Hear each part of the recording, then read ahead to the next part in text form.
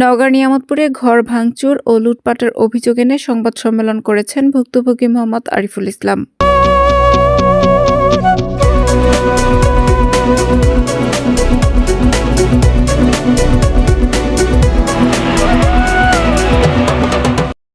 আসসালামু আলাইকুম।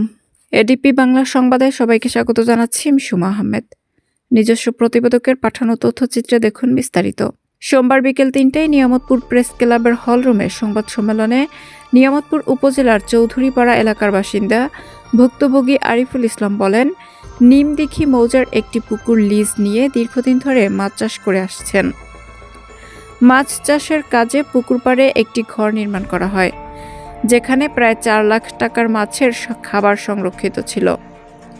ভুক্তভোগীরা অভিযোগ, গত ৩১ জানুয়ারি শনিবার রাত আনুমানিক ৮টার দিকে প্রতিপক্ষরা সংঘবদ্ধভাবে তার পুকুর পাড়ে হামলা চালায়। এ ঘটনায় ভুক্তভোগী নিয়ামতপুর থানায় একটি অভিযোগ দায়ের করেন। অভিযোগ সূত্রে জানা যায়, এ সময় প্রতিপক্ষ পুকুর পাড়ে থাকা ঘরের তালা ভেঙে ভেতরে প্রবেশের চেষ্টা করে। বাধা দিতে গেলে পুকুর ও ঘরের দায়িত্বে থাকা পাহারাদারদের আটকে রেখে ঘর ভাঙচুর করে এবং ঘরে থাকা মাছের খাবারসহ বিভিন্ন মালামাল লুট করে নিয়ে যায়। তিনি আরও জানান, এই ঘটনায় তার আনুমানিক ৪ লাখ টাকার ক্ষতি হয়েছে। ঘটনার পর প্রতিপক্ষদের সঙ্গে যোগাযোগ করলে তারা তাকে বিভিন্ন অশালীন ভাষায় গালিগালাজ করে এবং হুমকি দিয়ে বলে, তোর যা করার কর, আমরা আবারও ক্ষতি করব।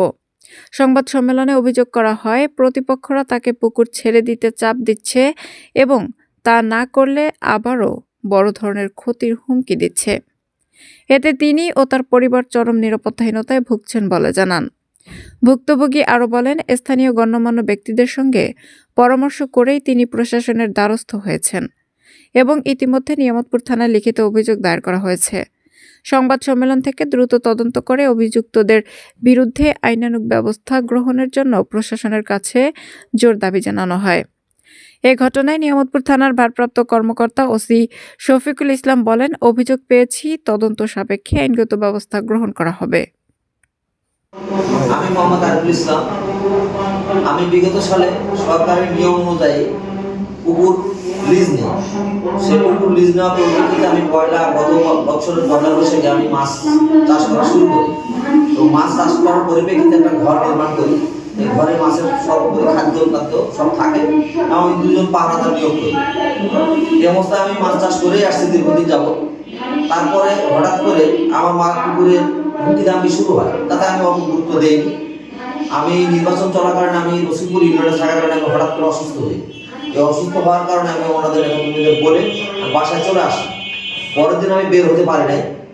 হঠাৎ করে শুনি রাত্রি 8টা থেকে 8:30টার মধ্যে আমার পাহারাদারকে ওখানে আটকায় রেখে আমার ঘর ভাঙচুর করে আমার যত খাদ্য সামগ্রী ছিল প্রায় 6 থেকে 7 লক্ষ টাকা, এই খাদ্য সামগ্রী এবং এমনকি আমার চেয়ার পর্যন্ত সব লুট করে নিয়ে যায়।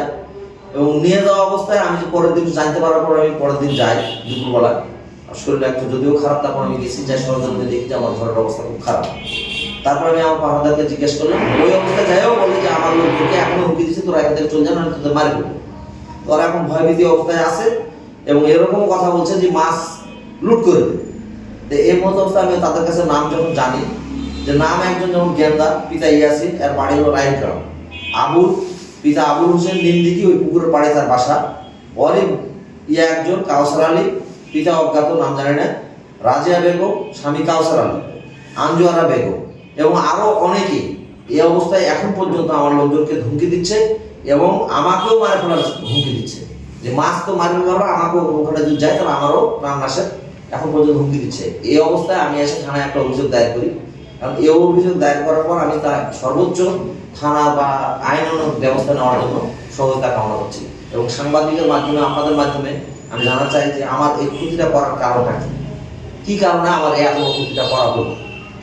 আমি এটা সর্বোপরি আইনের সহযোগিতা কামনা করছি। ফোন করতে চাইছিল ওরা, তারপর ফোন করতে দিনে আর আমাকে রাত 11:30 কি 12টা দিন যখন ওরা ভাঙচুর করে লুট করে নিয়ে চলে যায়, তারপরে যখন ছেড়ে দেয় তখন আর আমাকে জানায়। তো অত রাতে আমার যাওয়া সম্ভব হয়নি। আর এমনিতে আমার শারীরিক অবস্থা ভালো ছিল না, এই কারণে আমি পরের দিন যাই। দিনের বেলা যাই, দেখি যে এরকম অবস্থা। গেন্দা, বাবুল, কাউসার, রাজিয়া, আঞ্জুয়ারা আমাকে জানাচ্ছে আমার পাহারাদাররা। প্রেমলাল, এই দুজন। তার আদার ছিল সোহবুল এবং প্রেমলাল, এরা দুজনেই আমাকে জানায়, কিন্তু সঙ্গে আমি যখন বললাম তোমার সঙ্গে সঙ্গে কেন জানা না, তো ভাই আমাদের আটকায় রাখছিল, আটকায় রাখার কারণে মোবাইল পর্যন্ত কাটিয়ে দিয়েছিল, মোবাইল যদি করি তাহলে আমাদের হাত কাটে ফেলবে এরকম অবস্থা হুমকি দিয়েছে, আমাদের মোবাইল দেয়নি। পরবর্তীতে আমরা মোবাইল পাওয়ার পর আপনাকে যখনই পাইছি তখনই আপনাকে আমার জানালাম। তো অত রাত্রে আমার পক্ষে যাওয়া সম্ভব হয়নি, আমি পরের দিন সকালে গেছি, যাই আমি সহজে এই জিনিসটা দেখলাম। এমনকি এখন পর্যন্ত তারা হুমকি দিচ্ছে যে আমার পুকুরের মাছ তারা লুট করে নিয়ে যাবে।